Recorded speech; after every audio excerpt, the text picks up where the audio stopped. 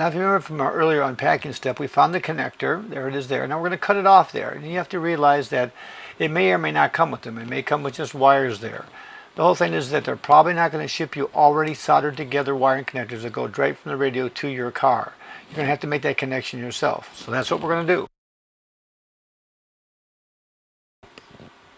So what you need to do is go out and buy the connector. It looks like this normally. You just ask for the one that fits your particular make and model and year of your car, and you can get one shipped to you that matches exactly. They'll clip into your car's stereo system.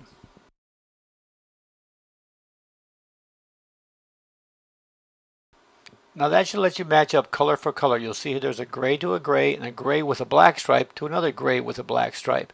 All the colors should match up. You should refer to your wiring diagram that came with your radio and a wiring diagram for your car to make sure. So what you should end up with is a match for match, color for color for two different parts of your harness. You notice here that we've slipped on the shrink tubing to one end before we go ahead and did the solder. We're going to slide that back in place and then apply heat to it to shrink it. So you may make sure that all your wires are accounted for, and you've checked your wiring diagrams of both your radio and your vehicle to make sure everything lines up, and you should be okay. So what you see here is us using an ordinary house hair dryer to go ahead and shrink the shrink tubing down so it's a nice clean fit so they won't touch each other and short out. Almost the final product here, you'll see all the shrink tubing in all the plates, all the wires match, everything looks perfectly, so you're ready to wrap it all up. Using standard electrical tape, we put all the wires together so that you can go ahead and make sure the wires aren't rubbing against each other or against something else in the car, causing a short later on.